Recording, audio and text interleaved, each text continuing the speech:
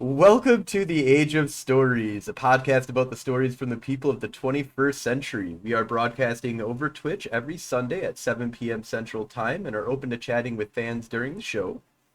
I'm your host, Frozen Fallout, and today we have an interview that we're doing with Terry Robinson, who created the Mage the Podcast, as well as a very awesome virtual convention called Tryitcon. How's it going, Terry? Great. The first thing I need to do, though, is I did not create Mage the Podcast. I think the appropriate verb at this point is I inherited it. You inherited the Yes. Mage the Podcast. Yeah. Yes, Mage, that's right. Yes, I know that. And not a problem. It's one of those things where, like, Satiros Phil Bricado, when people are like, inventor of Mage, he's like, developer of Mage. it's like, they're like, I adopted them at the age of 3. I'm their dad. I'm just not their birth father. So it's but you are the host of Mage the Podcast. I am one of a growing number of hosts, which pleases me. That is always great. And yes. You also are the creator of Tryitcon. Yes, that I feel comfortable taking a fair amount of credit for, that I spite created a convention and convinced other people to do it with me. Also behind a systematic understanding of everything and hopefully a few new projects, which maybe we can talk about at some point. Absolutely. Absolutely. That are also in the game space. Sweet. So go ahead and tell us, let's just kind of start off here with what's the story of the creation of Mage the Podcast, and how did you get involved with it? The Mage the Podcast was originally created by a gentleman on the West Coast by the name of Joseph Oleo, who has a incredibly deep background in radio. I remember looking into like, what other things has this guy done? And it was some other radio show that he has edited once a week, and he was on episode like 690 or something when I looked into it. So I'm like, okay, guy knows what he's doing when it comes to making sure something comes out regularly. And Joseph was just interested in learning more about Mage, because for every other game Joseph had been interested in, he was able to find somebody who was doing a long actual play or an explainer or something like that. And he wanted to fill that space. So he created Mage the Podcast. My co-host, Adam, reached out to him and said, hey, I'd like to do book reviews and so on. So they kind of started going back and forth between them. Somewhere in the 30s in terms of episodes, it felt like there was a niche that could be filled to have someone talk about the who's and the what's of Mage that had some background in the game, that covered things that just weren't books. And Adam and I did a book review to make sure that we would get along. We did. And then I did a few other ones. My first interview, I think, was with Victor Kinzer of Walking Away from Arcadia, and also the author of A Phoenix Rising, and also helped on some of the M20 line. And the best thing about interviewing Victor is you can be like, hello. And then in response, you get a coherent, insightful statement about the thing you're talking about.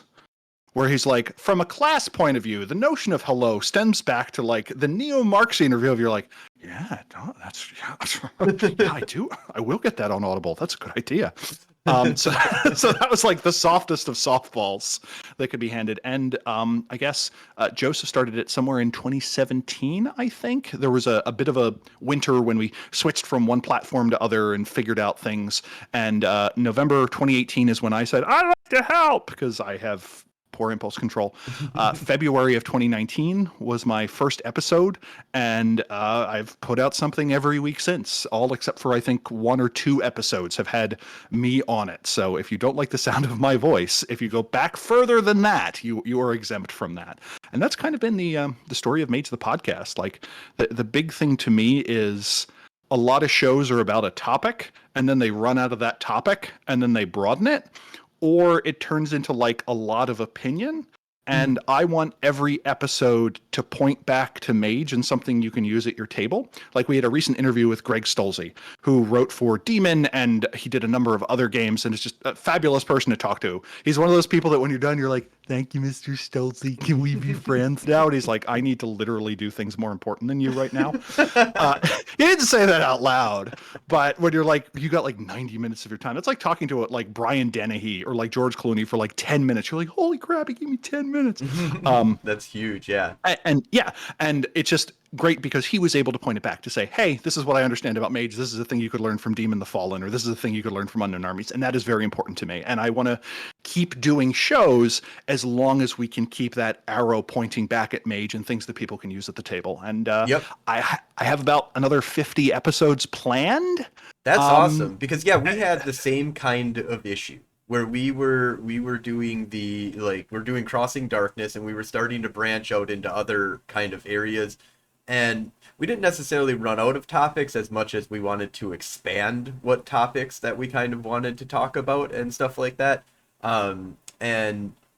And so we, that's why I came up with like the Age of Stories, and that's why we created this podcast, so we could have Crossing Darkness be more focused just on like straight up World of Darkness type stuff, and as well as, I mean, mainly we're going to try and do like the podcast, or sorry, the actual play, and all the actual plays, as well as any kind of very specific topic, which we might have like you come back and do something for, Crossing Darkness at once, we did Paradigm with Mage, but there's lots of different things to talk about for that. So definitely was one of those things that I definitely understand, and I appreciate that you've kept it very focused on Mage. Your podcast is about Mage, and that's what you're going to get when you go there. And that's one of, I started doing some other stuff like EVE Online, and I was like, okay, I've got to move this over to a different podcast. Luckily, though, of the games, in Mage, you play a human, and you tell a human story about the world of magic, which every culture has ideas about. So at least I wasn't like, you know what, we're going to do 150 episodes. Mummy the Resurrection. Let's do this. It's like when people do something about Warhammer or something that just has this lore for days. Right. You're not worried. Yeah. I'm worried not going to run out of that's, and we didn't run out of stuff with the Crossing Darkness. It's just that you for me, it was like, I have other things that I kind of want to talk about, and I don't mind listening to my voice, so I don't mind like having all these different kind of things that I'm doing, different podcasts that I'm trying to create, doing interviews all over the place. And that is one thing I was actually wondering about you. Do you mind your voice? I know that that's a big issue for a lot of people. I don't. There was a brief period of time where it took me 4 or 5 episodes to get used to it, because the voice in your head is you being like, and you're like, oh, how can I literally ever talk to someone ever? And then I got positive feedback. People were like, oh, there's a new guy, we got episodes. And I'm like, my voice sounds great. And now I'm very clinical about it. I do all the editing for the shows. I do all the editing for Systematic Understanding of Everything. So I'm pretty used to it. And mostly it is now a adversarial relationship with my voice. I tried to say less. And I just replaced that with other vocal tics. So instead of going I will do a tongue click. I will be like, as a way of buying time. Or alternatively, I will start a sentence 3 times. And I'll say, so Josh, what I hear you saying is, and every time I see that, I just want to claw my eyes out. So I'm hoping that I will find a new round of vocal tics to replace those with, and I will asymptotically approach not having to edit as much. The key insight for me was we used to not really have very detailed show outlines, but as time goes on, my show outlines get more and more detailed.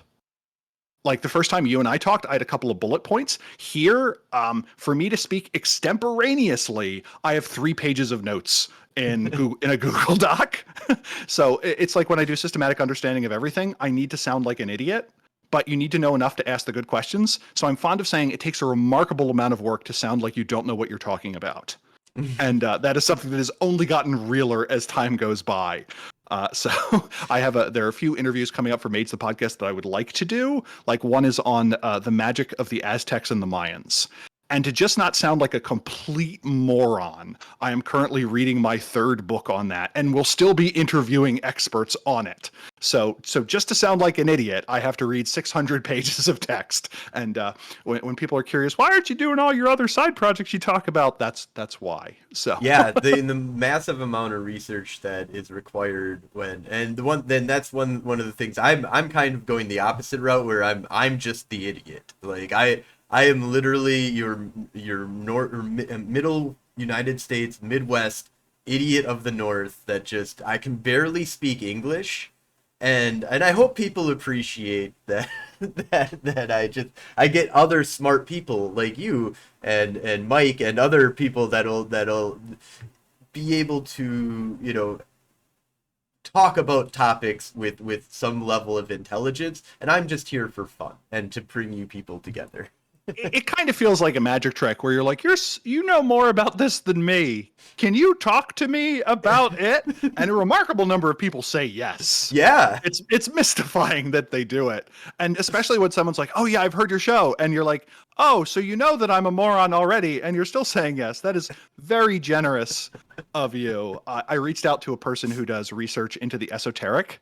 And they're like, I didn't know what a podcast was. I'm like, wow, you are an academic. You had to put down your copy of the New Yorker in Latin to find an old iPod to get my show onto. And you listened to a couple of them. And he's like, I think you had interesting thoughts about how the folk beliefs of the Iroquois are reflected in modern pop culture. And I'm like, for saying that, but thank you, mister. So we'll see if that interview happens. So I totally get that. I also like doing the short run project. Like, I like the idea of a project that has a natural beginning and a natural end. Like Systematic Understanding of Everything, which is my Exalted Explainer podcast that I do with Monica Specca, who is one of the Exalted devs, and Chaz Kellner of The Story Told, and is also an OPP writer now. Like, we're doing 32 episodes and then we're done. And people are like, what are you going to do after you explain Exalted? I'm like, stop. We will be done. People are like, oh. I'm like, sorry, buddy, we're going to be done at some point. And then the question becomes like, what do I do with all those old projects? Do I just keep paying storage for it? Do they go away at some time? Do I make the Terry Classics edition or something like that? That I'm not quite sure what I want to do with. So one of the upcoming projects I have with Chaz Kellner is we are starting something called Pain in the Dice, which is just kind of a little label to put all of our projects under and hopefully start building some awareness of that, and hopefully that will start in August or September. Chaz and I are both big fans of OPP games, like the wide umbrella of that, but I don't want to talk about like they came from on Mage the Podcast, and I don't want to start they came from cast, because there's just quite not enough meat on that bones unless it's going to be an actual play. So we'll have this other thing. So I'll have Mage the Podcast and then other, and we'll see how that works. Yep, so and that's kind of what we went with the Age of Stories. Only we got ahead of ourselves. It was like, screw it, I don't care. I'm just gonna throw stuff on my podcast because I want content.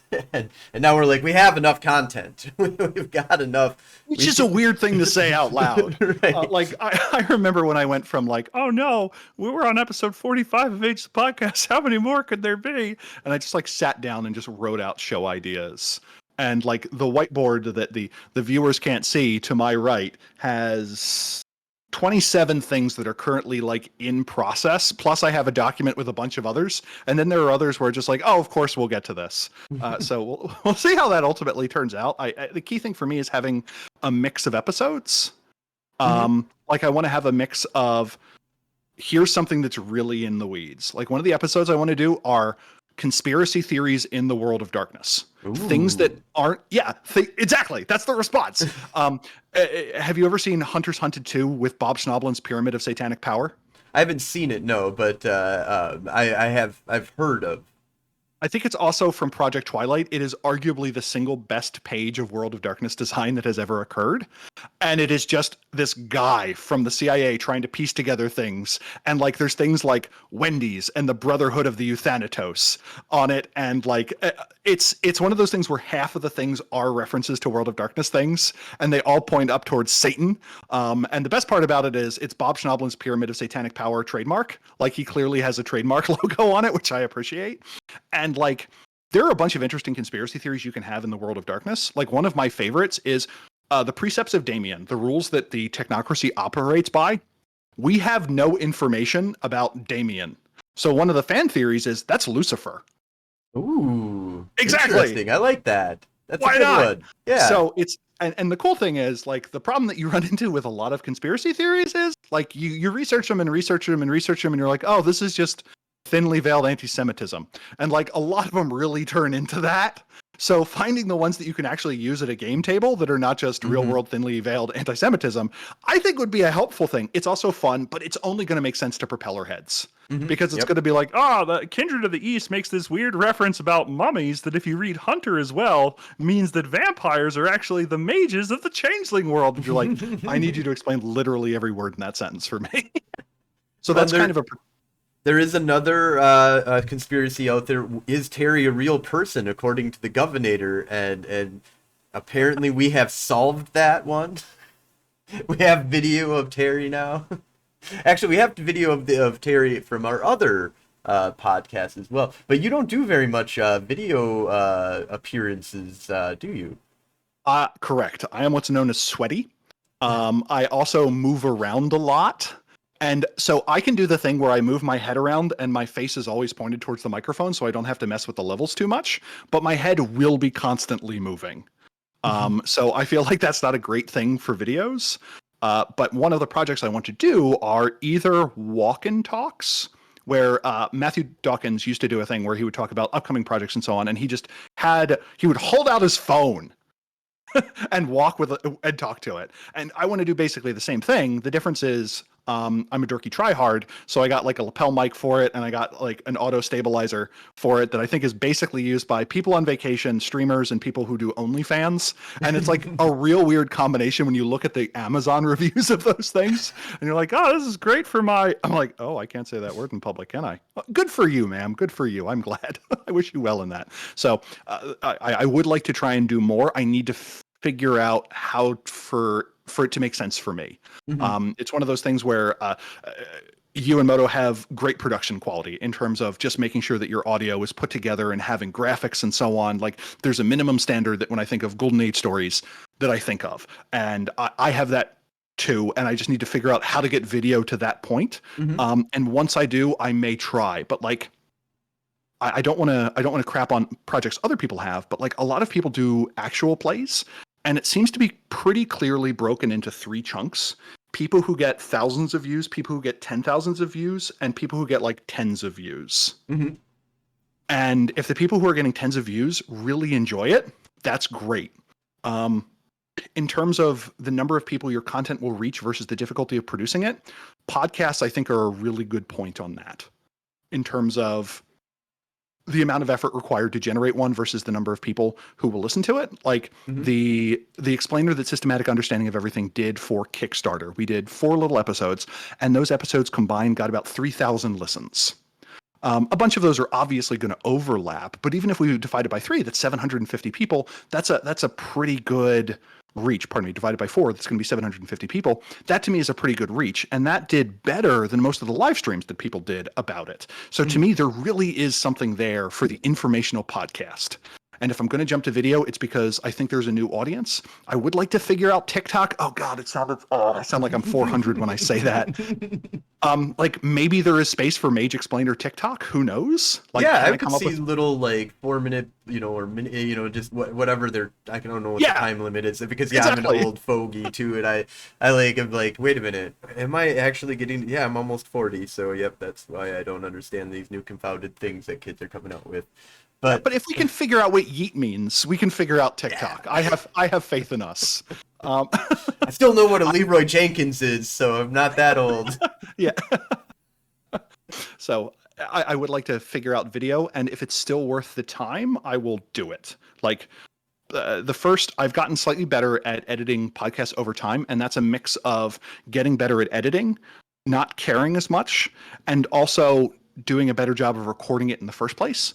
Like, since I don't do anything live, if a guest says a good point, but they really stumble through it, I can say, hey, do you want to take that again? Oh, and yeah. That makes my job on the other end easier. So the first thing I have to do every week is make sure there's an episode of Mage the Podcast. The second thing I have to do is make sure that every other week there's an episode of Systematic Understanding of Everything. The third thing I have to do is make sure I've read the next Mage book.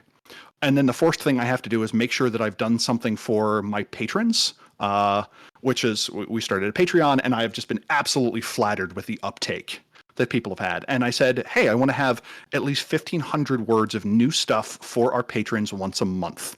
And that's not too much. That's 3 hours of writing maybe, but I just need to set aside that time. And once all that stuff is done, that's when I'm like, okay, how do I want to extend what we're doing? And So it's one of those things where if anything gets in the way, I need to make sure I have those 4 things done before I add something on top of it, like a Storyteller Vault publication or a video or something like that. So, but we'll see.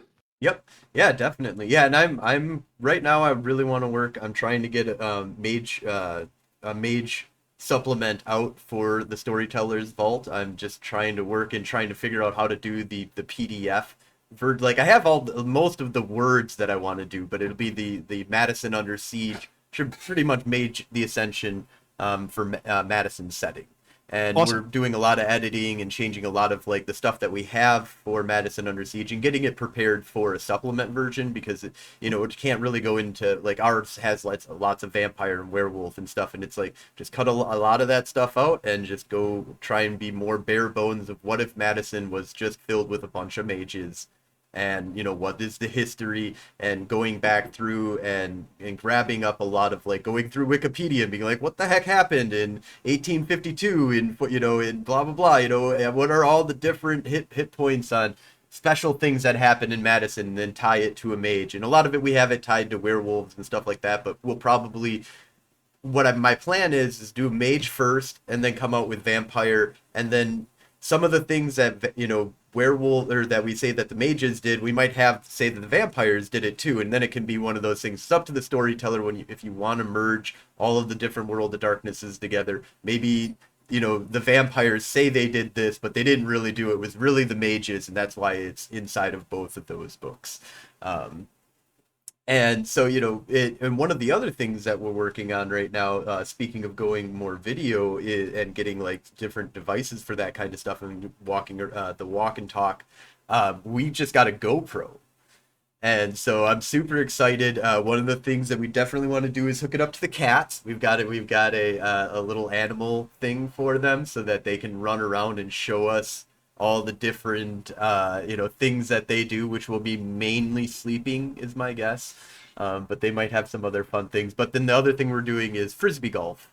Is we're going to be trying to get really good shots of and kind of play out a bunch of different cool stuff for that. And we've got a backyard fire pit that we kind of want to do little sit around story time, 10-minute 15-minute stories from people, and then doing like a couples channel for that. And going off of, once again, you don't want to put all of your eggs in one basket, especially if the eggs don't fit into the different types of eggs.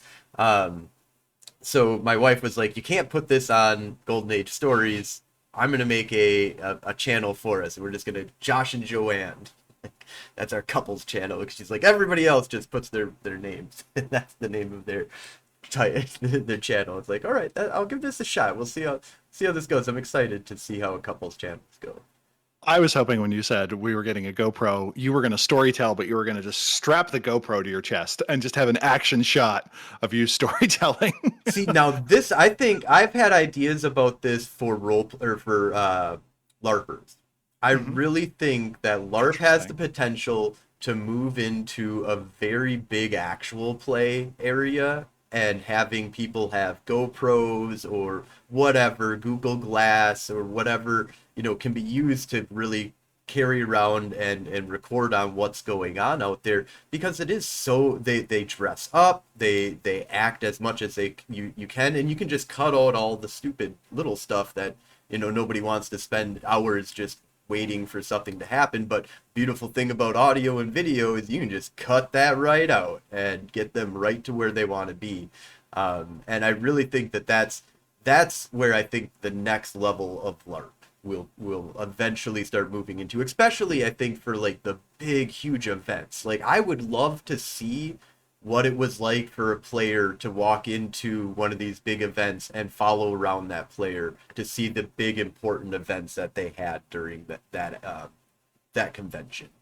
Yeah, I think I'd almost, one of my thoughts is if we were just strapping it to people, I think if it were a smaller event, that would give us, or alternatively someone who's super important, like, we're gonna put a camera on the prince, yes, or something like that. Yeah, that would be cool. Or maybe you just have, I wonder if you could have something where you could have a, hopefully not too in your face, people with a camera Mhm. where they would have an idea of maybe what the beats are over the course of the evening, and then you could have people who could step aside to give their side of the story, as it were. And of course, that's going to be something that hopefully people are going to be able to weaponize against each other, especially if it's like a Nordic style LARP or something like that, where you kind of have an idea of where things are going to go ahead of time. Mhm. And there's a secret hand signal that you can do that says, hey, I think something really cool is about to happen. You might want to be over here conveniently, or something like that. I think that would be fascinating, That would especially be considering the that would be production great. qualities that we're getting. Yeah.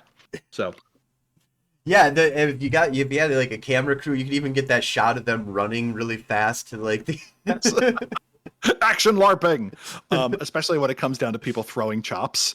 And I think it would be great if you had a person, like you had the color commentator who was explaining what was happening as it's going. It's like, Billy has chosen to use Obteneprate 4, which is an adept level ability, and he's going to have to get 2 wins before his opponent gets 1 if he's going to get the critical that's going to allow him to stake the prince before the evening's over. Back to you, Dan.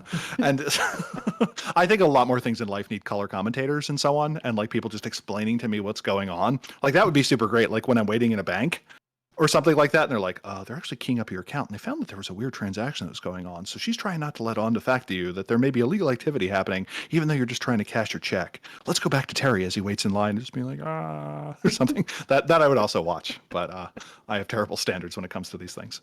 Oh wow, that's a brilliant. I almost want to just do that as like you just grab random videos on YouTube and just start doing voiceovers for them. I think that would be fun if we took another actual play and we did we just did explainers that were just wildly wrong about about it. I think that could be fun. It reminds me like the few times that I've like gone bicycling and I wasn't quite sober yet, and it was just me narrating what was happening in the world around me, and I'm like, Terry, I'm on a bike behind a guy with really nice shoes, and then the guy in front of me is like, thanks, and like it just felt like it was part of the opening of like a really bad sitcom, like the Mary Tyler Moore Show, but for like this obese actuary who was slightly intoxicated in Philadelphia. So I know what I'm doing when Mage the Podcast is done, so thanks for that idea, Josh. I love it. I love it. I would tune in every day. And it could be done every day. You could just randomly walk around. Uh, Speaking of trying new things, tell us about Tryitcon. How did you come up with this epic idea that I want to be as much a part of as possible moving forward? This is brilliant. I love it. I am absolutely thrilled and humbled by the sheer number of people who have expressed sentiments like that, who are like, I like this and I want to help more, which is both oh wow, these people enjoyed it, and like, oh shit, they expect more out of me now, which is like a terrible combination. It's like one of those things where it's like, oh man, she said yes to my invite for the date. She's really out of my league. Oh crap, I have to be able to maintain this ruse for an entire date now. Oh dear. Smash cut. I need to go get a job and get some money now. Exactly. There are several intervening steps that I now need to take care of. So the idea of Trycon came because there were online conventions that were happening, but in a lot of cases they were just offline conventions being moved online, in the same way that the first movies were just people filming stage plays. Mm-hmm. And it took us a while to figure out what else to do. So my original plan with Tryitcon was that I wanted someone to be able to go from, I found out about this game, to I tried this game, to I learned a little about how to run this game, to okay, I'm running this game for my friends in a weekend, where we could have that entire cycle occur. Of there would be panels where it would be 6 World of Darkness games that you've heard about but you've never really tried, and someone could really pitch you on Demon, Mummy, Promethean, whatever, and just be like, no, this is something you can do. And then there would be a sign up for an event where you could say, I want to try Mummy or what have you, or I want to try Promethean or what have you. And then there would be a session after that where you're like, I think I can kind of run this, but I'm not quite sure yet. And you would be able to do a workshop with someone where you would start out with half an outline of the city that you would set your mummy game in, and it would be Necropolis Madison or something like that. And there would be a few key events. And if you're in North America, you can kind of move it anywhere else in North America to within certain bounds. So like it may not fit perfectly in New York City, but we can do it in Yonkers, and it's kind of the same size, and you can figure out how to make it work. And you would sit down with 5 other people and someone who would act as a guide who would say, okay, well, let's come up with a couple of antagonists that we can come up and be like, there's this skin eater that we need to oppose who is trying to consume the mummies to extend their own unlife. There is this zealous preacher who considers us an affront to God. There's this werewolf group that we have this ancient enmity with, and then there's these 2 mundane factions, and everyone gets to figure out how they want to weave those together in their own city. And then we're going to come up with maybe a few stock characters that can also be tier 2 background characters, and maybe some important hooks that need to be built into the characters of character creation. And now you have your first 4 sessions kind of planned out. Mm-hmm. So you've gone from, I've only heard of this game to, I'm pretty sure I can run this for a couple of Fridays with my friends in one weekend. That was my plan. But my initial goal was... I put out a survey that said, what are the games that you are interested in giving a try to? And we listed 50 games or something like that. I think it was closer to 40, plus a fill in the blank. And my goal was to get, if we can get 50 people to reply, this would be great. We got a little bit short of 100, and I'm like, woo! And then I put out a call, storytellers, what games do you want to run? And I was hoping for 10, and I got like 30. So that, woo!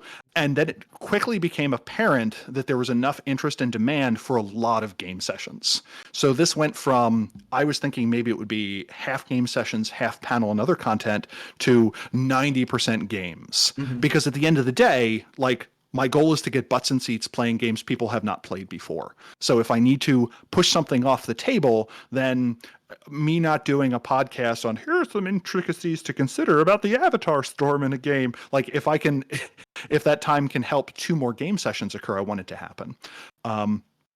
We used, I'm suddenly blanking on the name of the platform. There was an online platform that we used that automated almost all of the registration backend. The key was we had to do the scheduling ourselves. And there are kind of 2 ways of running online conventions at this point. One is to say, go to a platform like startplaying.games, where you sign up to be the storyteller, and you put out all the information, and the site takes care of that. That's tabletop events is what you... Thank you. We wound up using tabletop.events, which is amazing.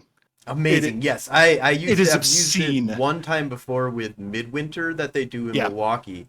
And theirs was all, every game was free. You didn't have to pay anything for it.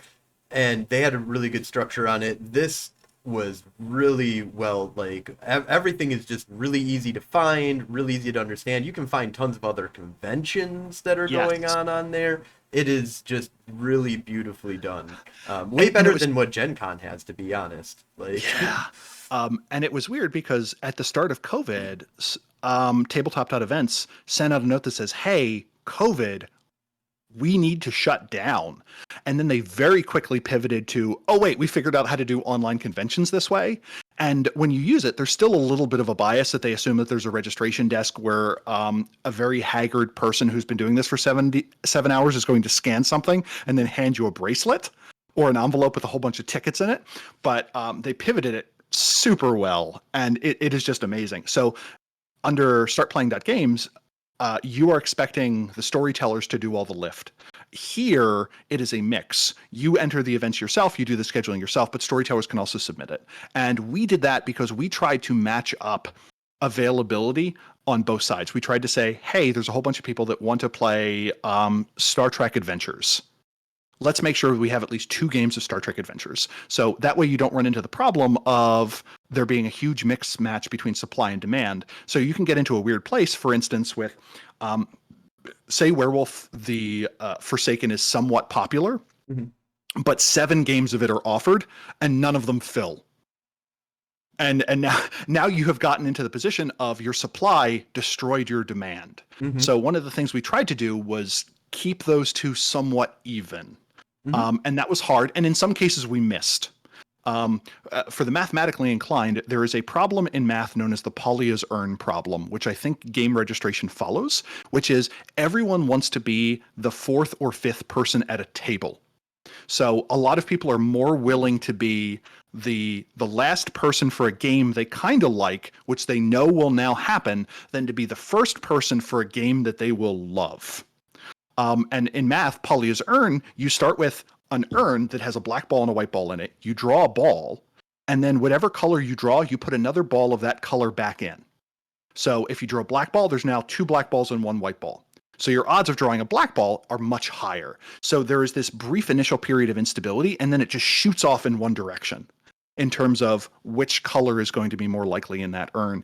And early on for registration, games follow that, where every session gets 1 or 2 people that gets into it. But eventually, as the event approaches, the games that have more people get yet more people. Mm-hmm. And those are the ones that ultimately happen. So it was interesting. We wound up running a little bit shy of 40 events. If you count the ones that canceled that were full, we had like 48 events that were full. And I was just like, oh, about a little bit over 40 wound up happening. And almost all the games we had 0 participants or 5 participants or whatever the maximum was. Mm-hmm. There were very few that were in that middle part there. I was able to get 1 game in that middle part, and that's only because I registered it the second day of the con or something like that, with because you had a werewolf drop out, and I thought I could try and pick up that spot and help out there, but really it was just 2 other people that were like, okay, we'll check this out. But and I think that comes down to if you're doing it, late, then you're going to be in this weird spot where either there'll be a bunch of people who go, whoa, this just opened up, but more likely nobody's going to even realize that it's even there. And the larger an event gets, the easier some of those problems are to solve. Oh my God, my cat. I'm envious of your cat. Of your cat game. So we ultimately had a little bit shy of 700 gaming hours, which is kind of the metric you apparently use for conventions. At about 800, when you have an expected number of game hours, where you take the number of players times the number of sessions times how long the session is, once that passes about 800, that's the point where apparently it is much easier to go to a company and say, hey, we want to run your game, give us free stuff. I don't know about you, but I want to give away free stuff. It's also, it's one of those things that once a convention gets to a certain size, it's way easier to say, hey, Robin Laws, hey, Matthew Dawkins, hey, Eddie Webb, come promote your new project. We will get program out of it, and you get to pimp whatever you're doing next. Yep. And if we do run Tryitcon again, which I think we probably will, we may consider when we want to do it. We may do a 1-day game day, maybe in November or something, if there's not a lot other happening there. That is the point where we can get companies involved. And if we do it well, there then becomes a virtuous circle where big events attract more people, which lets you do more stuff, which attracts more people, which lets you do more stuff. We did charge for things, mostly because I think bad things happen if you don't charge anything.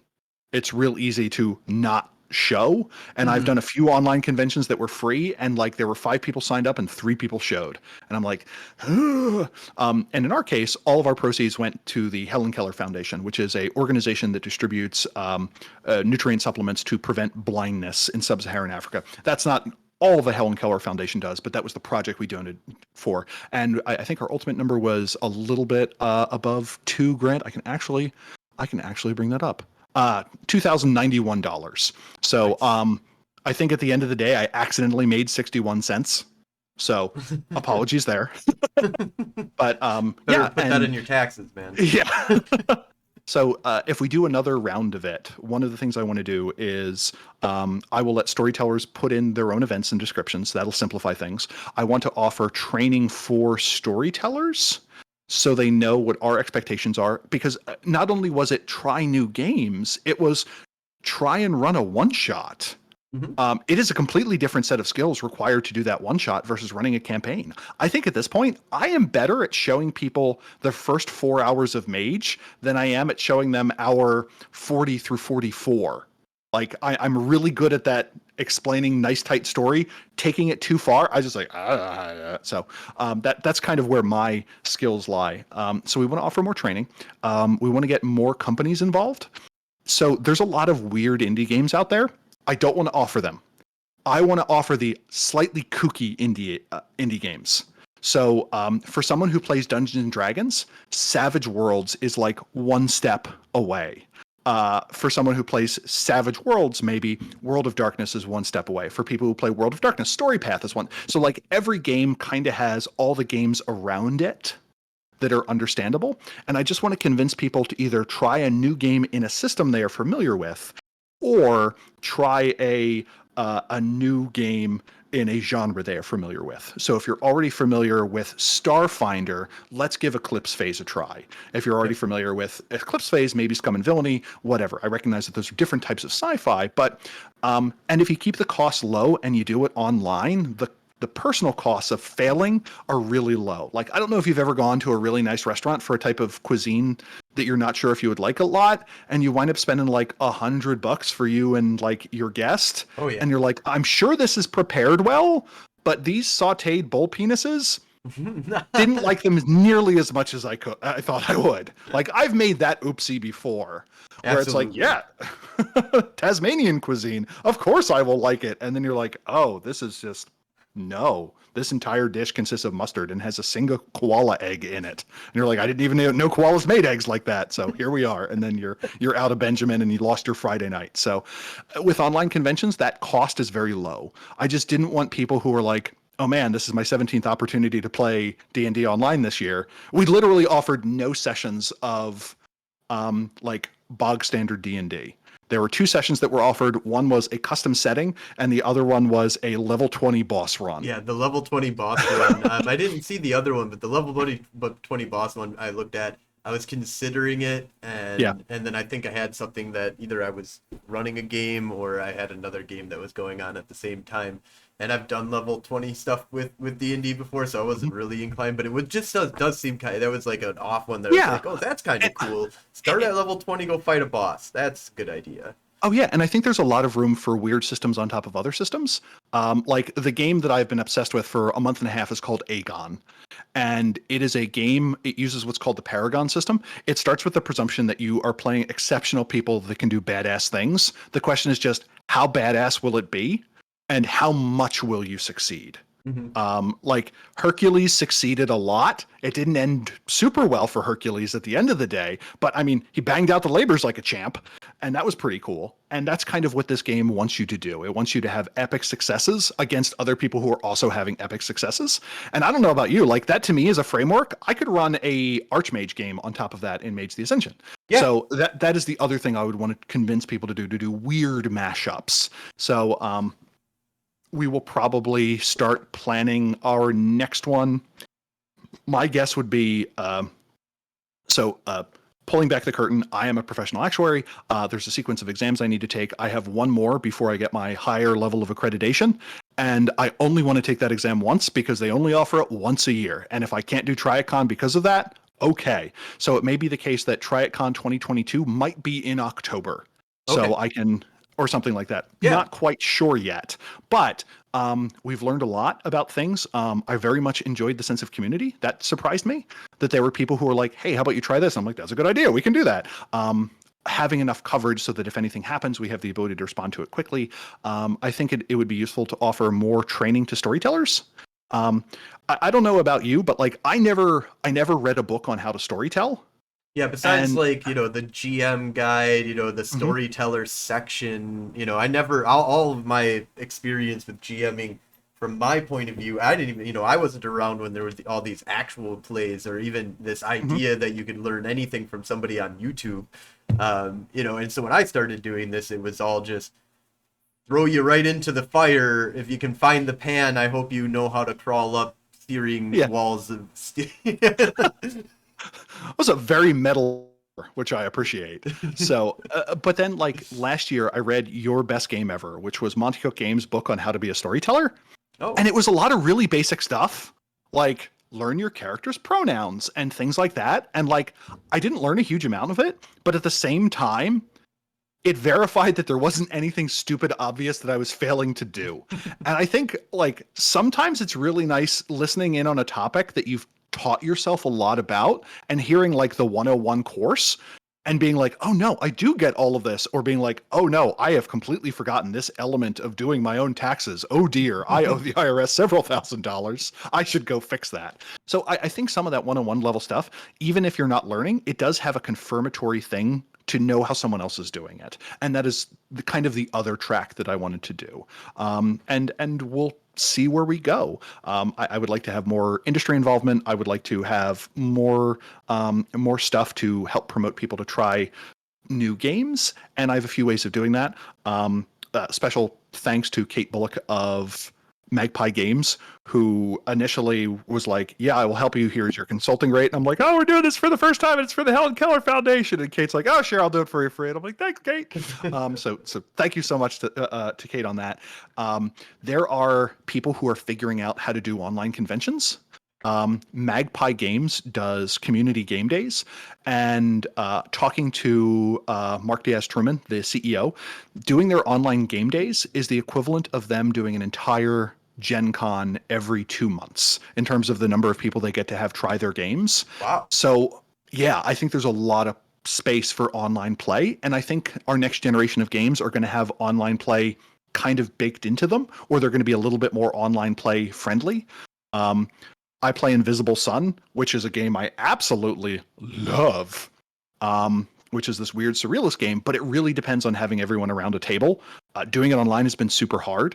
PBTA doesn't require that as much. So I am excited to see if COVID creates a change in game design where we no longer presume that we will be able to move minifigs around in front of us, or alternatively, they will assume that you have roll 20 from the beginning and that will be baked into the game, where you're reading through the book and it says, when you reach this phase of combat, click the damage button on the app.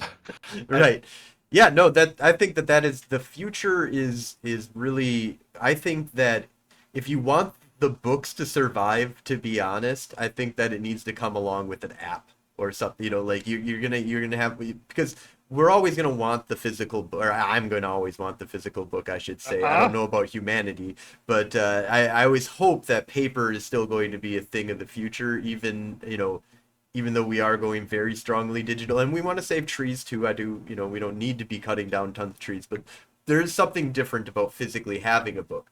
But I do think that to move forward, you need a digital side of it, and not just a digital book, but like you said, like some kind of roll 20, because it's getting really simple to make a hex, or a grid map for somebody to play stuff on and press a little bit of buttons that has all of your rules and mechanics built into it. I don't know how much more that could be in production, but I think that games that start doing that, where you can just download the app on your phone, get all of the quick rules for you, have a dice roller, have a little map in there for you, so that if you have like a desktop version, website for you to go to, stuff like that, those are going to be the gaming systems I think that'll really start taking off. And I don't see D&D going in that realm because they don't need to. And that's where I think this is the opening to see if somebody can start really pushing their new system, their new game, get above D&D by just seeing the future, where Dungeons and Dragons doesn't need to do that. There's no reason why they would go down that road, because everything's already done it for them. So, and they've got video games. So I think for Mage the Ascension, if I were to make a Mage app, you would load in your dots and it would literally show you everything in the core book and how do you do that your Mage can do magically.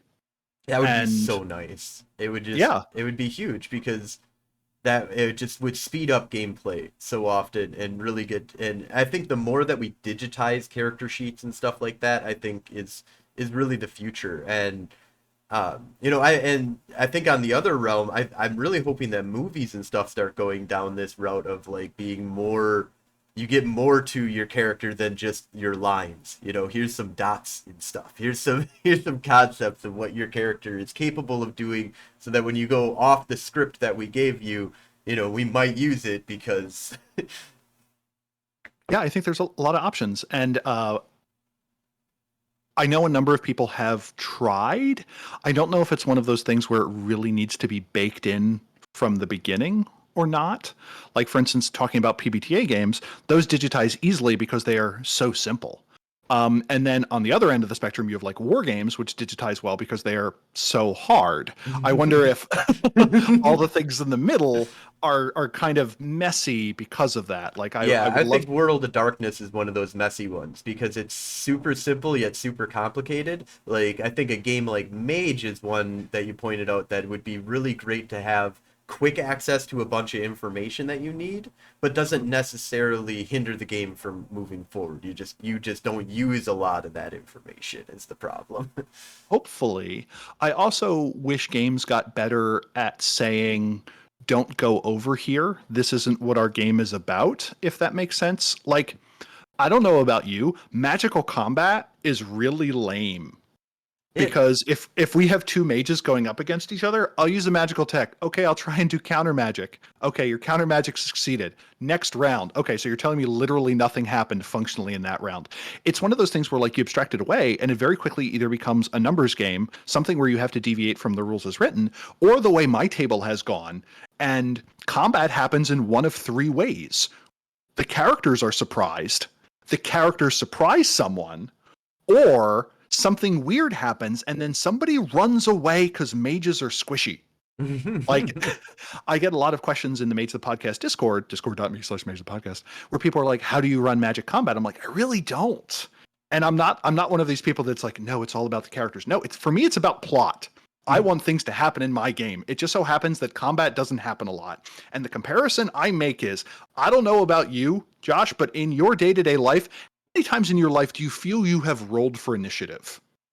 For me, uh, it happened once in high school. Yeah, I've definitely had a couple of times in high school that it's happened to me. I've had a pretty rowdy past though, and a lot of the times when I'm just messing with my friends and we're rowdy kids and up north kind of folk. So yeah, I've gotten into my fair share of fights, unfortunately. Yeah. So I have, but not since I've become an adult.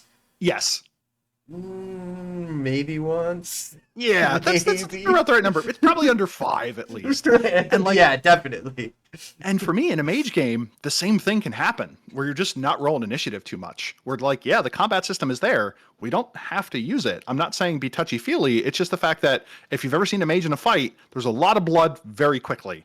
So, so maybe that's just not the direction the game goes. And I think it would be great if we had an app that kind of like steered around that. So instead of people being like, I play D&D, I love the crunchy combat, that's the fun part.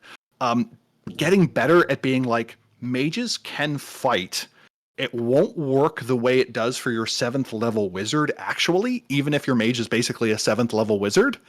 So this is where the real excitement comes from, and maybe this is how combat may work out better for you. So I think there are ways that we could influence the storyteller system to say, this is a thing this game can do. It is not where it shines. Yep. No, So yeah, and I maybe found try that and route around it. Yep. when I do combat, it's kind of interesting in Mage. I've seen this happen a couple of times where one player goes, "Okay, I'm gonna cast a spell," and they're like, "Okay," and then like really nothing happens or maybe a little bit of damage, and then the other character goes, "I shoot my gun," and then it's like, "Yeah, so you blew his brains out." Like That's sphere 10, the sphere of gun. Right, exactly. It's just like, just, like it comes down more of the times, like you said, it's like them prepping a bomb or them setting up a trap or them setting it so they just instantly win, or they just pull out weapons and they go weapon. Like the only characters I really think of when I think of somebody that's like a mage that's going to go in and go ham with magic is in Akashic Brotherhood, because they're just doing normal attacks enhanced with badass magic, and anything other than that, it's like if it's a hermetic, the only way I can think of is you got a staff that already does all the stuff for you. It's not counter magic anymore. It just does the same thing a gun does, only it's a staff. Yeah, and it does forces damage, which is useful, because you're going to get a 2x multiplier, and then you get to add 1 to that, which is nice. And yeah, I totally agree. And the thing to me is, while we're talking about Mage, who'da thunk it? Terry has opinions about Mage. One of the things I recently changed is when I run a one-shot, when a character improvises an effect, I demand them do a flashback of how this improvised effect is similar to a thing they did before while just practicing magic. Hmm. One of the things that Revise really emphasized and late 2E did that didn't in previous editions is the sheer amount of time that mages spend preparing for magic. James Sobrano was talking about how a hollower pulls out an effect, but part of their effect is the fact that they spent 3.5 hours putting on their makeup that day. An Akashiana kicks a guy in half because she spent the weekend doing that for 6 hours against trees.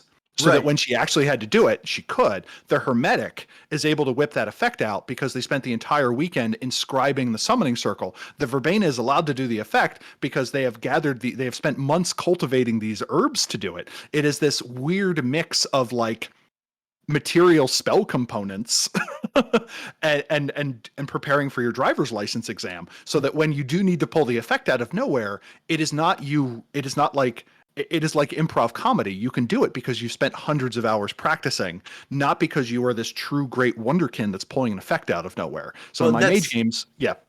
but yeah, that's huge because I think that goes towards magic for mages is a way of life.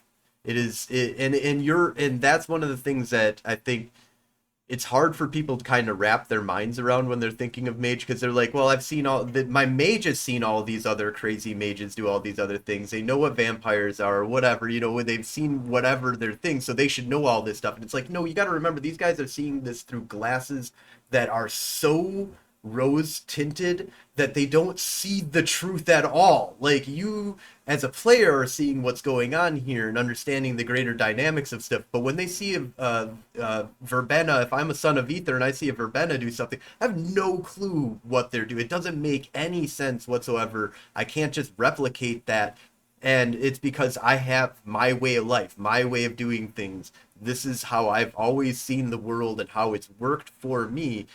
But that is part of my whole routine too. That's my whole thing that I do every day, day in and day out, is me performing my rituals, which you can look at real world people that do that. Like, there's people out there that they get up, they do their prayer, they do this, then they have their special lunch or dinner or whatever, and they have very ritualized life that they live. And that's what mages do a lot. Like, there's very few of them out there that are not have a very strong pattern of what they're going to be doing, which is what can fall them into being able to pick up, okay, now I know how to beat this mage because he's got giant holes in his understanding of the universe, even though he's got a much better understanding of the universe than majority of the other supernatural creatures out there. Yeah, when we are often role playing the 3 hours of free time that our character has in a day that is full of either a job or family or magic or what have you. And the moment we say, no, this is what my character's doing all the time, you're like, no, this game does not work anymore if you think that. But yeah, so I like that. I appreciate that insight. And I very strongly, I fervently agree with you on that. Yeah, it's the same thing as like how we don't, at least I don't in my games, work out like, when do you have to go to the bathroom, and when do you like, when are you even eating is not really a big things in my story. Like, if it's dinner time, then we're probably eating, but I'm not like, your character is getting very hungry right now and now has to go to the bathroom. You're in the middle of a fight, what do you do? Yeah. So you do an actual play. One of the things I would like to do is a very explanatory actual play where there are very obvious system beats that we want to hit each time. Like, a lot of actual plays are about story and everything. Mm-hmm. I want to do something that's about the opposite, where there happens to be a story, but the main goal is to show the system how it would occur in games. We did this for Exalted for systematic understanding of everything, and I'm like, are people going to be interested in this at all? And then, like, someone sent me fan art they had made of the character that I had played for a total of 2 hours across 2 episodes, and they're like, I think Shrouded Mirror Oracle would look like this. And I'm like, wow, people like this. Or at least this person did, and based on the listens, it seemed like more people did. So I think there is space for that very explanatory thing. And I want to do the mystical side. There's a lot of technocracy games because they're kind of easy to follow. You can get it. It's a lot easier, yeah. It's a paradigm we all understand, unless like, you've been living in a church all your life and never came out, or exactly. Then you might get the quest or the choirs, but Yeah, and I would like to try and do that. I'm not sure what that will look like. The people who do systematic understanding of everything with me, I'm like, so I did this exalted thing for you. How about mage? So we'll see if that works. So that goes in the projects that I would like to have happen. I'm not ultimately sure what that's going to look like, but that is another thing that kind of goes in the to do pile. So I'm now fascinated about your Madison Under Siege book. What is that going to look like? So I kind of want to frame it after a lot of what other books of cities have kind of done. So I'm going through and like reading a lot of like and trying to get the format of how the other city books kind of go about it. Mhm. But my main thing with Madison is that I want to make it a tradition stronghold.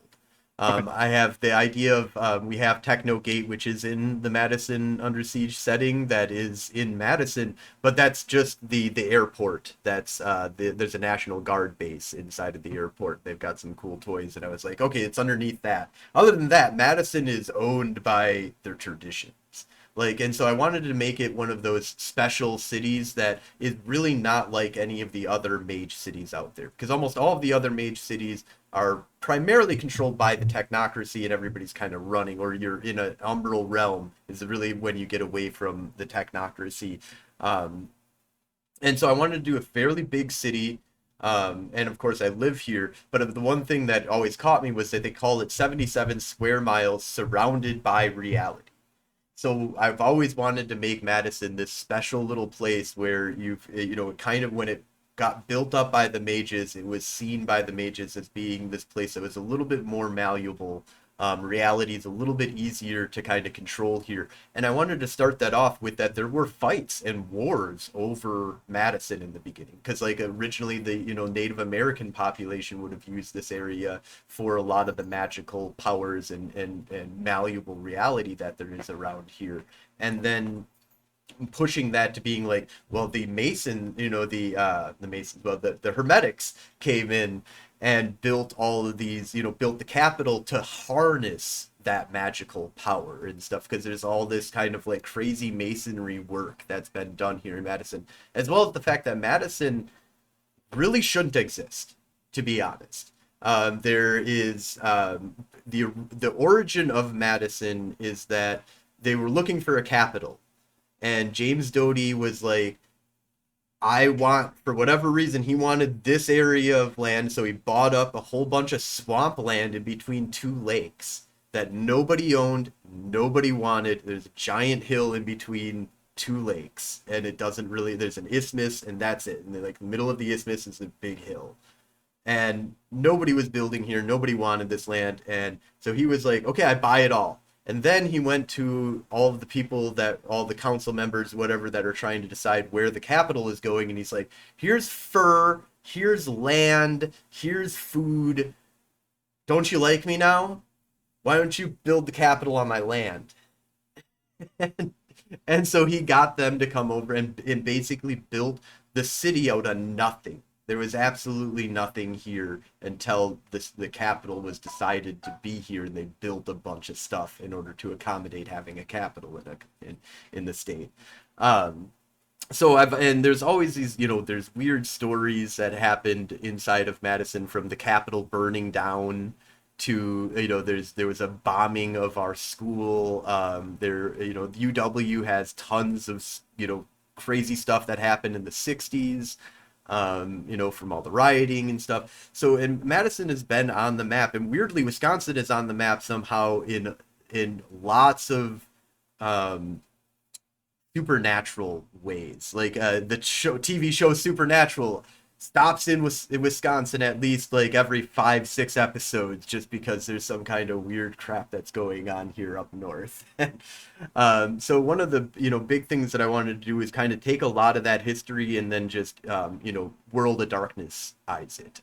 And then bring it up, and my plan is to bring it to 1999 and kind of stop, and then let the players kind of run with what happens after the Avatar Storm, um, and kind of saying that, maybe leaving a little bit of like ideas of what you can do after the Avatar Storm, but the idea of I want to kind of build you up to 1999, have the Avatar storm hit, and then kind of end the book there and be like, if you want to go on after the Avatar storm, you can decide on who dies, who lived, but kind of build out a full setting that you have all 9 traditions. You have the capital that leads to a Horizon Realm. The Horizon Realm has been built up and is New Atlantis, is the floating city above the city, and has this kind of Chrono Trigger, Zeal, Kingdom of Zeal kind of floating city and each tradition has their own section of that realm where they enhance their portions of life magic, or their paradigm is more entrenched there.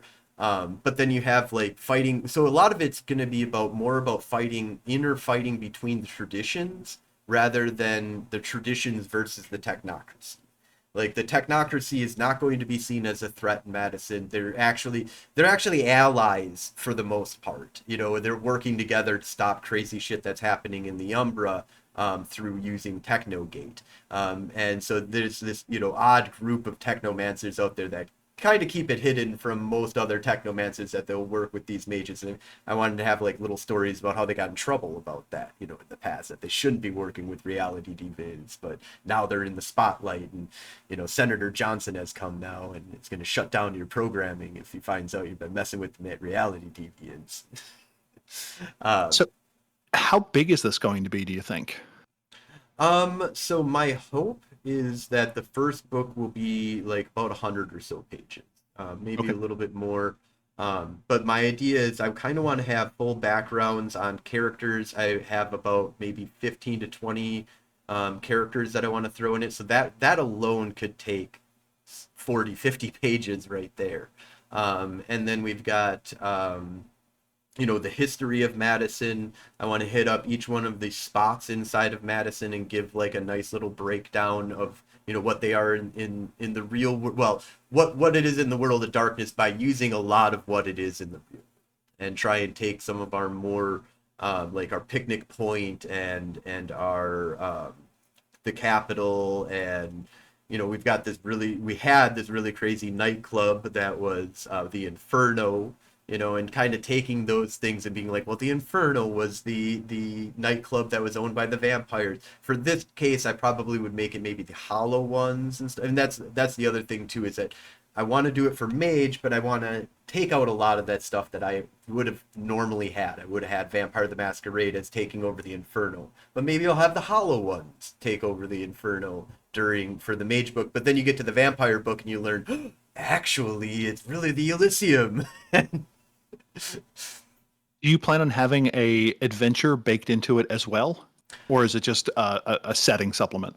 My plan would definitely to be have at least a few page like introductory adventure for somebody Okay. to kind of get introduced to the what you, if you became a mage in Madison, how that kind of worked. And I wanted it to be a little bit different, because normally in if you became a mage in almost any other city, it would be because a mentor found you or something like that, and then you just get maybe they find you the proper one, but however it works is just whatever, will get you to where you're supposed to be going. In Madison, I kind of wanted it to be like, when there's a new mage in Madison, they fight over him. They're like, no, he's supposed to be a celestial choir. He's been going to my church for a year. And it's like, well, he's part of the engineering department. That's owned by the Sons of Ether, and the virtual adepts are. He's a hacker too. He's been on the digital web. We own him. Like, Yeah, I'm very curious to see those kind of setting supplements occur for Mage, which is part of the reason why I am greedily inquiring about it. So I look forward to that coming out the other end. I think for the Mage community, I think there's still a lot of opportunity that Storyteller Vault presents, and I don't think anyone has quite fully figured it out yet. And I hope that makes it out there. I have my own weird little projects that I hope to do at some point. So we'll see how that goes. I'm super excited about the Storyteller's Vault. I want to do a lot with it. My only major hindrance is I don't know how to make a PDF book. Like, I just That don't. we can figure out. If you can get all the text together, there are enough people flitting around that we can get it into a book form for you, either using Word or InDesign, or I'm a fan of Affinity Designer. We can get the PDF for you out the other side. If you've got Word, we can make it happen. And I think there's a lot of space for things that don't necessarily look like a mage book. Like, so I did a book called Ascension's Landscape, which is just setting considerations for mage. Basically, it should have been entitled "Things That Keep Terry Up at Night" .pdf. And the fact that it's moved like 300 copies is just mystifying to me. I'm like, who knew there are so many weird people out there? And I love each of them. And so thank you for that. But like, for a book like that, if I had just released it as a nice Word document with a cover, and I told people this is just going to be a nice Word document with a cover, I think a lot of people would be okay with that. So like, does your PDF necessarily need to look like a mage book? I don't think so. Like, if you've got a good Madison cover and it's obvious what's on it, and the inside of it is just like a 2-column spread in Word that you did an export to that has a whole bunch of images laid out in it, like that you've gotten off of Flickr or whatever, I think that's fine. I think, like, come up with your own little template. It'll be way easier to do. And as long as you tell people who are buying it that that's what it's going to look like, I think that could work. That's me. If you want to go whole hog and just figure that process out, cool. But if not, I think there may be space for things that do not necessarily look like full books, that are either literally an outline format or something like that, but like highly detailed, or just look like something else. So I'm curious to see where that goes. And Yeah, interesting. I know that one of the things that I was thinking of doing was just some primer, free stuff that I was going to throw out there. Mhm. And this kind of encourages me to do it a little bit more, is just grab one of the characters, finish them off, make sure it's all set, because I've already been using these characters for years now. I just need to get it so that they're 1999 versionized and properly, like, because we messed with the timeline so much. Yeah. And so if I can just sturdy it out and just be like, okay, here's the character, here's a picture of them, here's the stats, here's the background story, here's their interests, their goals, their love, their hates, and here you go. And then just kind of put that out there as something, as like a little primer for it. That I would be, I feel like for Madison Under Siege, the city book, I really want to sit down and really get the idea of what does a city book look like, and to kind of replicate that. But I think that there's a lot of, like you said, there's a lot of little stuff for Mage that would be really nice just to have. I don't care how pretty it is. I just want it to be there. And there's so much for Mage, especially rotes. I feel like they're really, really surprised there hasn't been a book of just rotes. Go through every single power that has been displayed throughout the World of Darkness and turn it into a rote for me.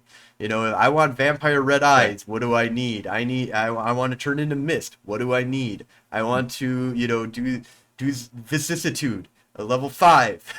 What do I need?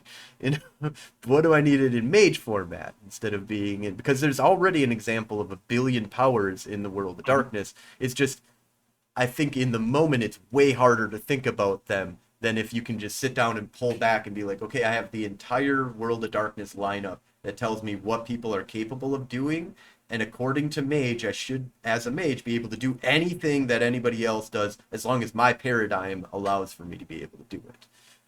Yeah, it's one of the things where we need it from two directions. We need to go from description to spheres, and also from spheres to descriptions, where it would be ideal as a player to go, oh no, I think of this thing, what do I need to do it? As well as, this is what I can do, what can that actually mean? Like, what can I do with a circular saw and a screwdriver and 2 sawhorses? Oh, I can build a bookshelf. Yeah, of course I want to build a bookshelf. Who doesn't want to bookshelf? And also being able to be like, I need to build a bookshelf.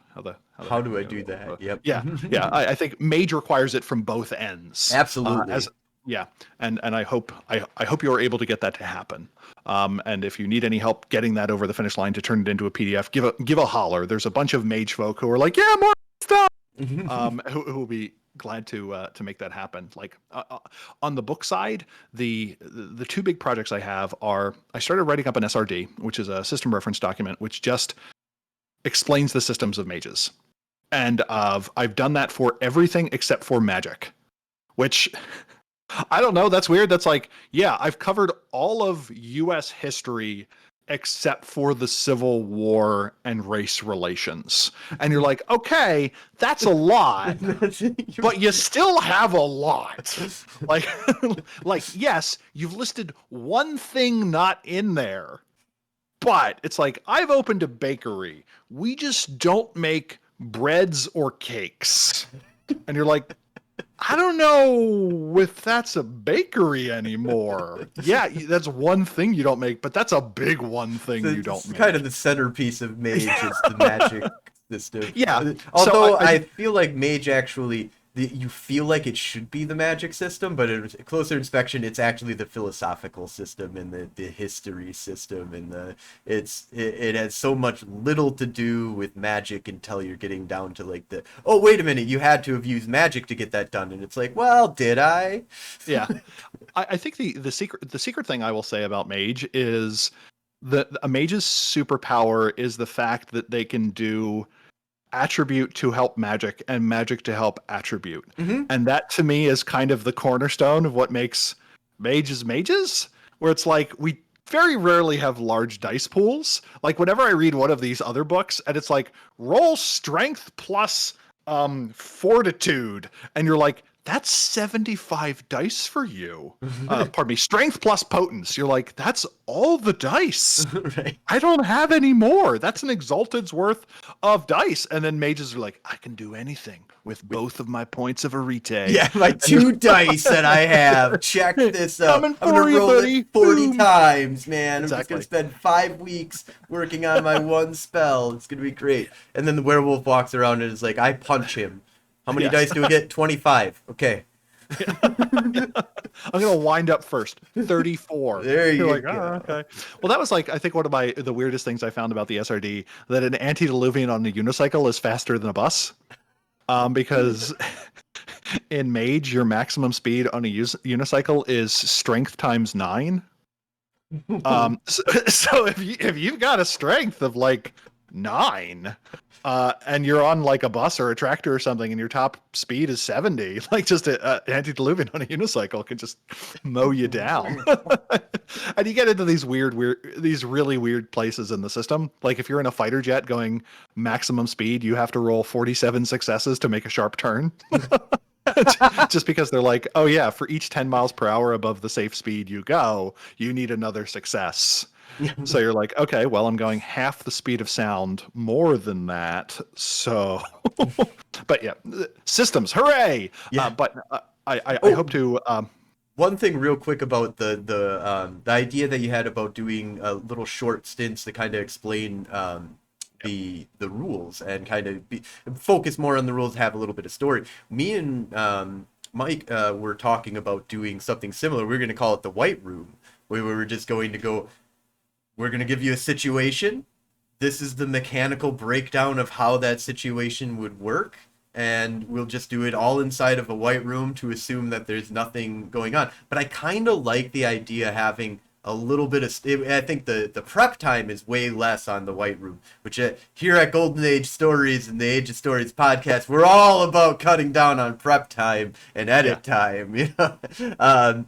But I like the idea, though, of having it just be a short story that tells you about the mechanics, but it's kind of like, I want to tell you a moral, and I can just tell you the moral, which won't really hit home as hard as telling you a story that tells you the moral. And I think that it would be easier in people's brains if you just created like 50 white room events where it was like, this is how you fire a machine gun, this is how you use forces 3 prime 2 in order to create a fireball. Eventually you would just go, I don't remember any of these things. Yep. Like they just, okay, I remember that there is one on fireballs, I have to go look it up again. But if you had a story involved with it, it might be something that might mechanically set in your brain a little bit more, as well as give you a little bit more like other mechanics that can kind of be thrown in there. And you can do a little bit more than just one focus. You can kind of have a couple things, with the primary being what you're looking for, but you also have the social role to get past the bodyguard or the bouncer to get into the club, because you have to go, do some kind of entropy effect in order to make the guitar all screwed up because he dumped you, so now he's gonna. And it's been kind of weird, like just staring at the Mage system so up close. It's one of those things where, like, in a lot of cases, your character can do it, but can they do it in time? And that is the direction that Exalted Essence went with Ventures, where it's like, yes, given time, you will always succeed at this thing. And in Mage, oftentimes, if something isn't forbidden by your paradigm or the magics you have, you will succeed. The question is, do you succeed in time? And more so than a lot of other games, Mage is about managing that. And part of writing an SRD has been figuring out what are actually the key things about Mage and the way they go about the world. And magic is powerful. Mages are squishy. Planning is useful. Never get into a gunfight. Like if I can come up with a demo where everyone walks away with those key things, I would consider it to be useful. But that's something, systematic understanding of everything. I think we will be recording episodes through October, and once that is done, that is probably when I would start doing that. And there's one other project I may start in the meantime. We'll see. Can I pitch something to you? Yeah, absolutely. You can tell me. I think there should be a Onyx Path like call-in show. Where we've talked about this a little bit. Yes. So I am finally pulling the trigger on it, and if all works out well, starting in August, I'm going to try and do that. I'm going to try and do Tuesdays with Terry, and it will just be 45 minutes of live stream where I will be talking with a guest or another host, and we will go through the Onyx Path news. We will have a topic, and if all works out well, I should be able to take live callers. I want to be one of those live callers. I would love for you to be one of those live callers. I think the only way this is going to succeed is if I have a very good collection of ringers that I'm able to draw in for this. I can play multiple characters too if need be. Hi, this is Bryce from Cleveland. Yeah, and I have a question about fairies. And then you being like, "Oh, it's so cold where I'm from. I want to know more about the Shemsu Heru." Being like, "Wow, Terry's got callers from all over the world. This is amazing." They all sound suspiciously similar, but they all have the same IP address. But who cares? So. That is, we'll see if that works. I've worked out an initial 5 or 10 episode run, and basically the quid pro quo was, I can't do anything stupid. I can't be like, why aren't Nazis more playable? Like, come on, that's a problem for several reasons. It needs to be, it's going to focus on OPP. It can deviate sometimes, and the other half of that is Onyx Path will hopefully help me find guests and so on, but I otherwise get to maintain my editorial independence and so on. So right now I'm going through the process of figuring out like what I want to actually call it and what my graphics look like, and how do I submit my resignation letter when I accidentally say something terrible in front of a live audience. So I want to have all of that ready ahead of time. Where it's like, Terry, you advocated for crashing a bus full of disabled nuns. And I'm going to be like, I knew this was going to happen. In this envelope is, and then we can just go from there. But we'll see how that happens. Fingers crossed on that. That project can last for as long as I'm allowed to work from home on Tuesdays. Because like there are certain things in my workplace where I'm like out, and other ways where I am not. And it's one of those, and I am not podcast out. So I whenever I have an interview and I'm like, yeah, I need to get home to do an interview, like I'm like, yes, I do a radio show. Yes, a radio show. And they're like, it must be great to do an actuary radio show. And I'm like, I am not going to correct you. So that is what I've done so far. So as long as I can work from home on Tuesdays, that project can reasonably happen. We'll see how ultimately time consuming it is. I would like to get better at that improvisational muscle about being able to talk extemporaneously. So we'll see if that happens. But I think that largely rounds up all the upcoming projects. I guess the other thing is, are you going to Gen Con? Or yes. Nice. Yep, I too will be at Gen Con. Physically at Gen Con. I'm not planning on really doing much at Gen Con. I want to find an artist. That's like my goal. is to go Nice. go hang out in the artist area and go check out all the stuff that they have and talk with a whole bunch of artists and try and find one that I can work with to build a bunch of art. I don't have an insane amount of money. I just want sketches to begin with, and we'll work on cool, expensive art some other day. But I need somebody that's like, I can whip out a whole bunch of sketches for you for not a lot of money, but I want, to do other big projects for you too that I will get real money for. And sometimes volume is a price of its own, where you're like, hey, I understand that this is not your rate per character, but I need 10 of them. Right. Can you knock 40% off? And that may happen. But yeah, 'Cause I'm one of the big things I want to do with that is with Roll20 is Mhm. get them on Roll20 so that it's all like I want a picture of Technogate. What some of it I can take my own pictures. I can just go around Madison and start taking pictures of stuff, so Yep. it's free for besides the time. But it's I would like to have like, oh, here's a Nexus crawler ripping out of the void and coming into the Ulbrich Gardens. Like, can you give me like a sketch of that? But I just want it to be quick and eventually I would love to be able to spend like $10, $20 or $100 per picture, with full color detail and stuff like that. But at this point in time, art is expensive. And I appreciate all the things that artists do, which is why I don't haggle with artists on how much they want. What they want is what they want. I'm gonna ask, hey, this is what I need, and if you can't provide it at my price, that's okay. It's not a ding on you at all. It's just I'm not rich yet. Just give me time. Yep. Give me time. Yeah. Yep.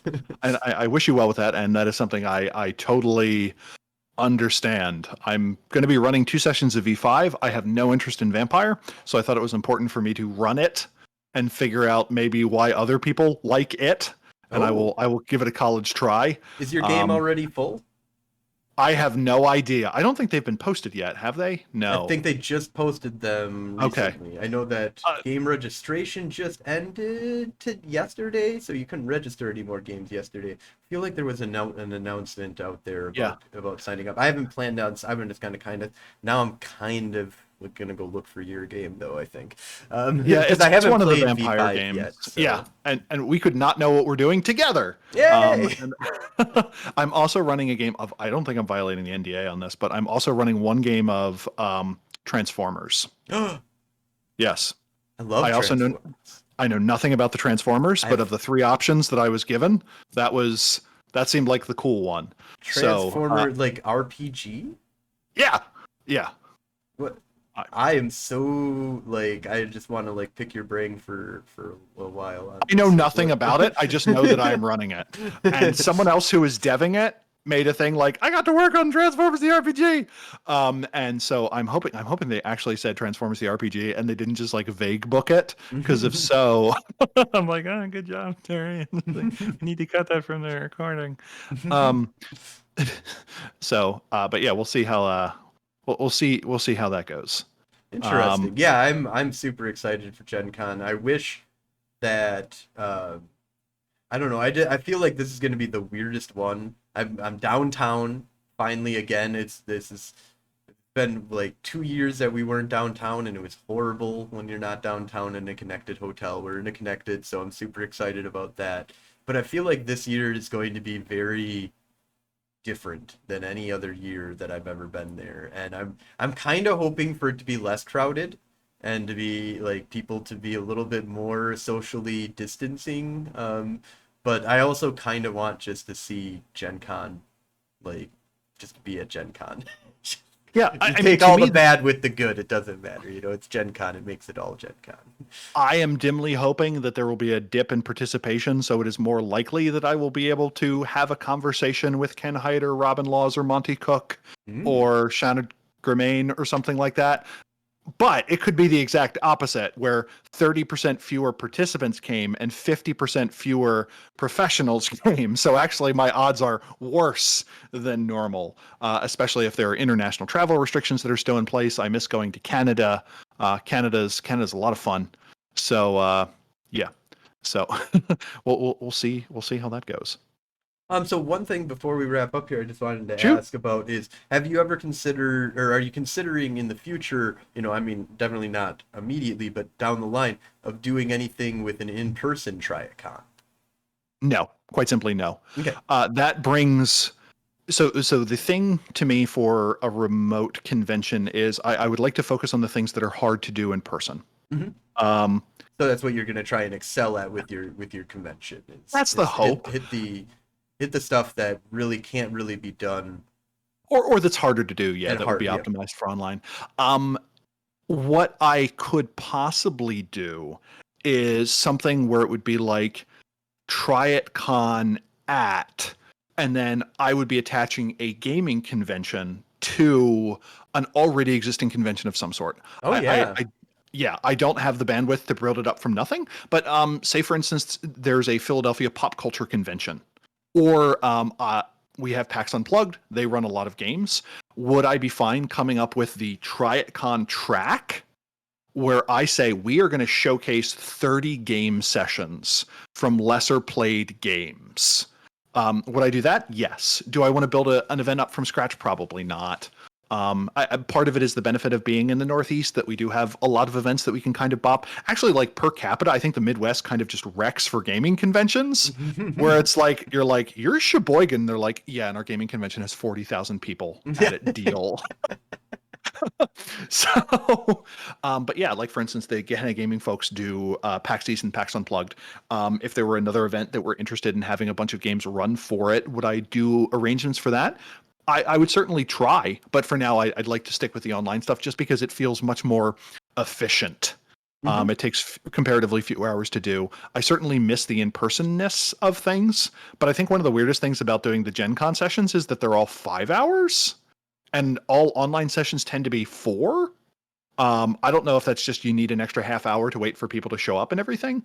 But I really like that 4-hour session, of which 3.5 hours is actively game playing, and you have a short setup and then you have an intermission midway through. That to me is a real good 4-hour efficiency, and I'd like to be able to bang some more of those out. But no plans on Tryitcon Philly yet.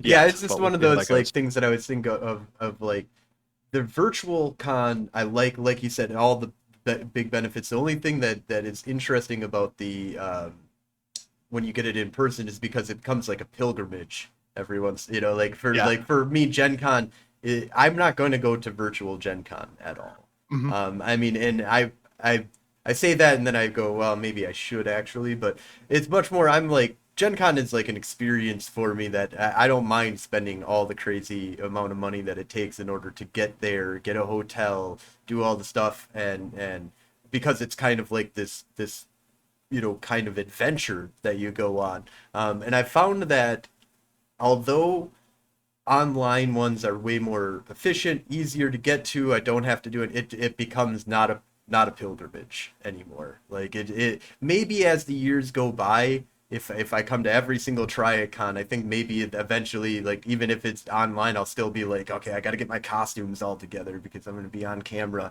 Yeah. So, So there's one exception to that. If there were a very high value niche that we could fill that would be well served in person. So for instance, if we did a convention for streamers, oh yeah. which sounds stupid. You know that thing you do entirely online and interact with your audience entirely online? We're all going to get together in a hotel in New Jersey and talk about it. That a industry professional event of some sort. Because one of the things that online conventions don't do a good job at is meeting and mingling, of just running into people.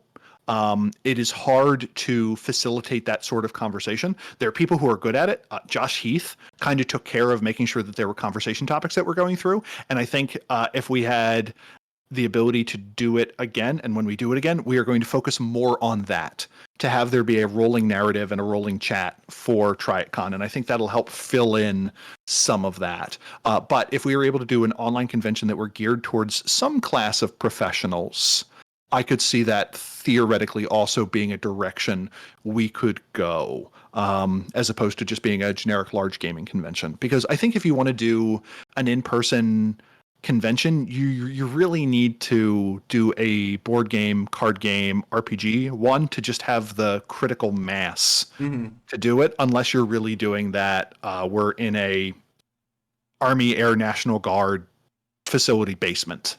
Which, not to say that that's necessarily a bad thing, but to make the economics work, that would really be what you would need to do. Yeah, but I think no, it'd be you easier need the card flippers. They're very, they're massive. They're all over the place, and they do play other games. So Yes. Oh, yes. And I am they certainly fine love with their that. tournaments, man. They will come in droves to you. If you tack on a Magic tournament onto your convention, it just like it goes nuts. If you can run a PTQ there, yeah, that would be great. And I look at things like the Strixhaven supplements for D&D, and I'm like, man, I wish World of Darkness had literally anything like that that we could do. So, but Yeah, that's what I would love a World of Darkness convention, like a that's just not just this is our LARP that we're doing, because they have a lot of those, a lot of LARP conventions. But I don't feel like there's one that you could be like, okay, you get every World of Darkness game. That's what all the games are here. We've hunted down the only demon GM and we brought him in, and we had a bunch of one-off games that had filled, but various circumstances came up and the storyteller was unable to deliver on it. And for Tryitcon 2022, I'm very much hoping to get 1x of most, if not all, of the World of Darkness games. So we'll see if we can do that. That is a not quite a promise, but I attempt that I will remake the next time we do this.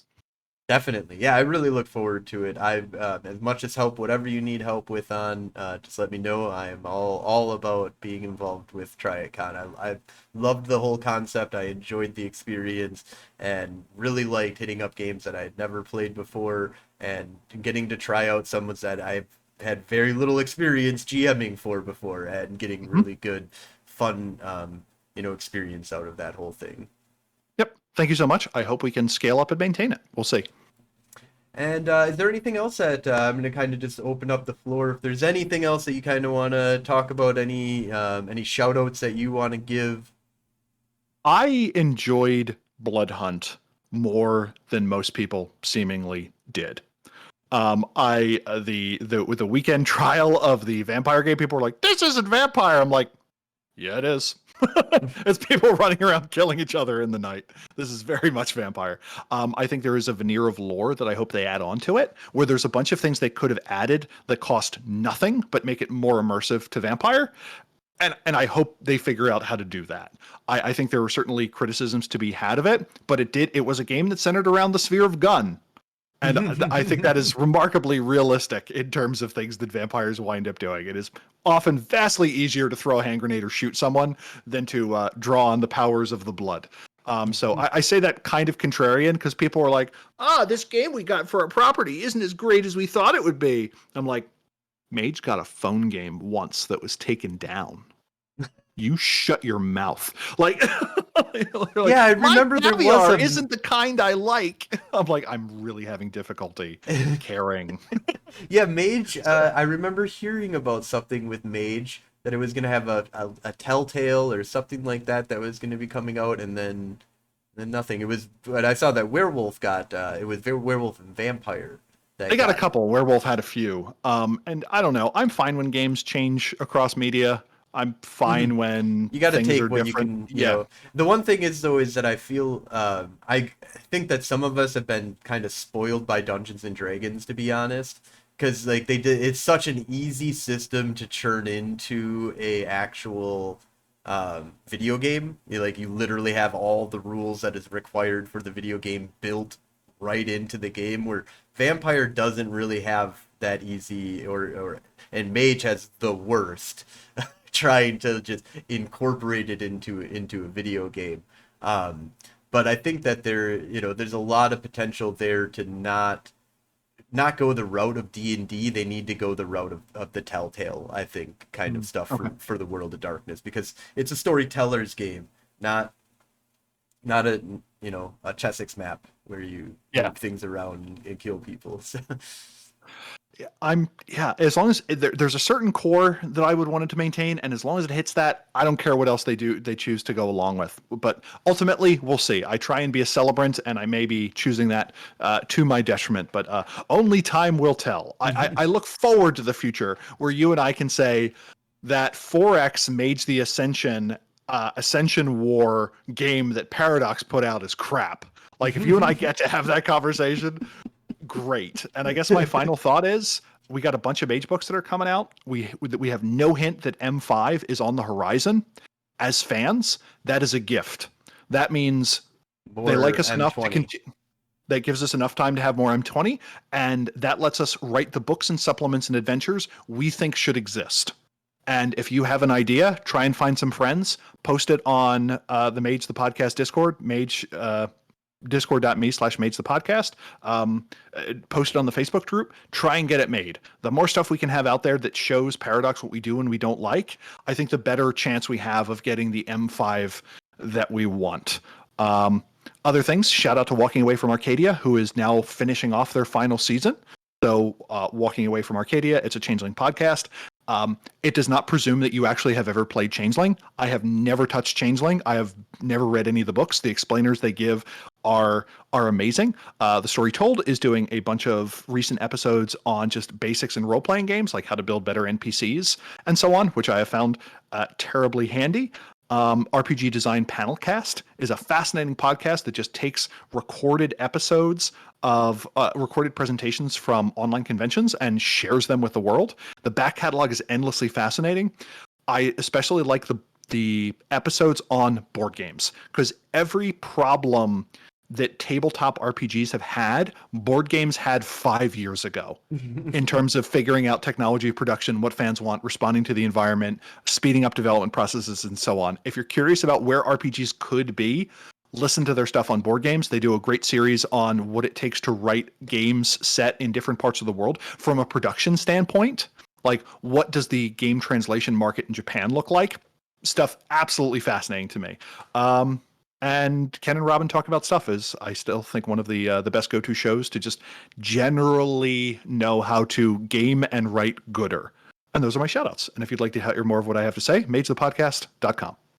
Awesome. Yeah. And I was about to say, check out magethepodcast.com. Really great place to get all of the stuff that Terry's working on. It's really good website. And definitely check out his podcast. Really great stuff there. If you want to learn about Mage, that's where I'm still learning tons of stuff about Mage from his podcast. And this is after 20 some odd years of playing Mage. Although, thank you so much. I'm glad you find it useful. I find it huge because I'm a horrible reader. My brain interjects whatever the hell it wants. It just makes up stories. It runs off in this direction while I'm reading in this direction, and then all of a sudden I'll get to like a part in a story, or like on a page, and I'll be like, where am I? Why am I here? I was thinking about the starship, Enterprise flying through hostile Klingon space for a second there, and I'm reading a book about Harry Potter. What's going on? Yeah, I wish we could get these as audiobooks. That would help me, certainly. But until we can. That's a you should pitch that. Like, does Onyx Path know that there is audio out there? It would be a Paradox question, and I know people have pitched even simpler things like making books available in .mobi format so they can be used on an e-reader. And Paradox is like, but you won't have the art. And the response is like, who cares? It's a game book. Like, if I get it for free as an add-on or for like $2 more, let's do it. I did try and come up with a workflow whereby I would take the PDF, pull all of the text out, throw it through Amazon Polly, which is the service that will do text to speech, and then spit out MP3s of the appropriate distance, appropriate length, because it can only do like 10,000 words at a time or 20,000 words at a time. It never quite worked as well as I wanted it to, but as someone who reads at least one game book a week and has for several years and also has difficulty reading, I have an astigmatism. I wish I had known I needed glasses before I turned 27. Terrible grades I got in English in high school may have been different. No, I get it. I wish there were more ways that we could get this text to people. And if I crack that nut, I look forward to coming back and talking to you about it. Yeah, that'd be awesome. And definitely check out our website, theageofstories.com. You can get all of the different projects that we're working on, as well as this podcast right here, and our Crossing Darkness podcast that we are still doing. We're doing our actual play with some slight edits. My plan is to probably do some better editing coming up at some point and making it a little bit more like if you want the full thing, you can go to our YouTube and get everything that we talked about and all the game mechanic arguments that we have. But I think at some point, especially with once we get to Technogate 2000, which is the new season that we're just starting right now, it's after the Avatar Storm. They've come back and everybody's gone. And now they have Technogate. They have no power. They have no. They got the backup generator that doesn't do very much, but the government doesn't know about them. They have no idea where any of the other mages are. And now they've got to decide. I'm wondering, and my biggest question is the beginning of it just going to be them going to the FBI and being like, we are mages. What could possibly go wrong? What department do we belong to now? Like we used to be part of the technocracy. Does the technocracy exist? And the FBI going, come with me. We need to talk. Or are they gonna? Which I hope they do. I kind of hope they don't just go to the FBI because that'll be really. I mean, I'll play with it, but I really hope they try and build up Technogate from the ground up and be like, okay, the Avatar Storm came and went, and now we got to figure out we're gonna be in charge. But yeah, I think for that one is when I'm going to start doing a little bit more editing and kind of cut it down to being a little bit more of like a play or a radio show. But still leaving that chance for you to go see it on YouTube and see the whole thing.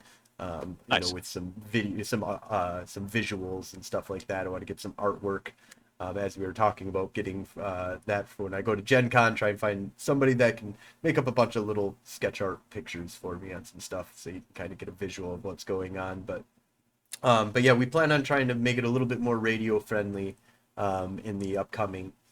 And then don't forget to check out our Mage the Ascension game Technogate 1999, which we're just wrapping up right now, Monday nights at 7 p.m. Central Time. You can also check us out on Twitch at twitch.tv/Golden Age Stories. And remember, that's Golden spelled Guldan. Thank you so much for listening, and you have a great week. Bye.